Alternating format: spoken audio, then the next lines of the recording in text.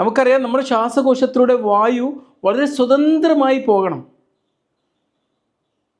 പെട്ടെന്ന് ഇതിൻ്റെ വഴി ഒന്ന് ഇടുങ്ങിപ്പോയാൽ എന്തായിരിക്കും അവസ്ഥ? ഈ സ്വതന്ത്രമായുള്ള യാത്രക്ക് മുമ്പിൽ അതൊരു വലിയ തടസ്സമായി നിൽക്കും. അതുകൊണ്ടാണ് ഈ ഒരു ക്ലാസ്സിൽ നമ്മൾ ചില കാര്യങ്ങൾ പഠിക്കാൻ പോകുന്നത്. എന്താണ് ആസ്തമ? വീസിങ് എന്ന ശബ്ദം, വലിവ് എന്ന ശബ്ദം എന്തുകൊണ്ട് അപകട സൂചനയാണ്? എപ്പോഴാണ് ആസ്തമ അപകടകരമാക്കുന്നത്? എന്താണ് ആസ്തമ? ആസ്തമ എന്ന് പറഞ്ഞാൽ ഒരു ക്രോണിക് റെസ്പിറേറ്ററി ഡിസീസാണ്. ദീർഘകാല അടിസ്ഥാനത്തിൽ നിലനിൽക്കുന്ന ഒരു ശ്വാസനാള രോഗം. ശ്വാസനാളം ഒരു റബ്ബർ പൈപ്പ് എന്ന് കരുതുക. ആസ്തമയിൽ പൈപ്പ് ഇങ്ങനെ വീങ്ങി വരും. ചുറ്റുമുള്ള പേശികൾ മുറുകും. കട്ടിയുള്ള കഫം അതിനുള്ളിൽ അടഞ്ഞു കിടക്കും. അതിൻ്റെ വഴി അടച്ചു കളയും. അതിൻ്റെ ഫലമായിട്ട് എന്താ സംഭവിക്കുക? വായു അതിലൂടെ വളരെ കഷ്ടപ്പെട്ടിട്ടാണ് യാത്ര ചെയ്യുക. ആസ്തമയിൽ കാണുന്ന സാധാരണ ലക്ഷണങ്ങൾ എന്തൊക്കെയാണ്?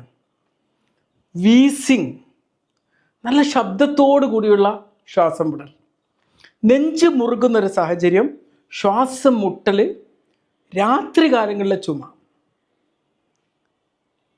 ആസ്തമക്ക് രാത്രി എന്ന് പറഞ്ഞാൽ ഒരു ഷോ പോലെയാണ്.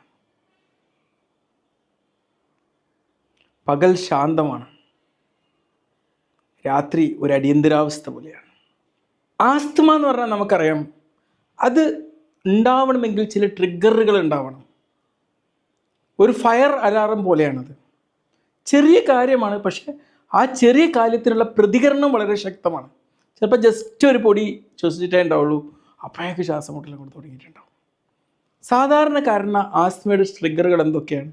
പൊടി, പുക, തണുത്ത കാറ്റ്, ചില ശ്വാസകോശത്തിലെ അണുബാധകൾ, ചിലപ്പോൾ മാനസിക സമ്മർദ്ദങ്ങൾ മൂലവും ആസ്തമ ട്രിഗർ ചെയ്യാം. ആസ്തമ എപ്പോഴാണ് അപകടകരമാവുന്നത്? ഈ വീസിങ് അല്ലെങ്കിൽ ശബ്ദത്തോട് കൂടിയിട്ടുള്ള ഈ ശ്വാസം എടുക്കൽ നിലക്കാതെ എങ്ങനെ തുടർന്നുകൊണ്ടിരിക്കുന്ന സാഹചര്യത്തിൽ, വിശ്രമത്തിലിരിക്കുമ്പോൾ പോലും ശ്വാസം മുട്ടൽ അനുഭവപ്പെടുക. പിന്നെ ഒരു സംസാരിച്ചൊക്കെ അങ്ങോട്ട് തുടങ്ങിക്കഴിഞ്ഞാൽ മുഴുവൻ വാക്കും അങ്ങോട്ട് മുഴുവിപ്പിക്കാൻ പറ്റാത്ത സാഹചര്യങ്ങൾ, ചിലപ്പോൾ ചുണ്ടുകൾ നീല നിറാവുമ്പം, ഇൻഹേലർ സഹായിക്കാതിരിക്കുമ്പം,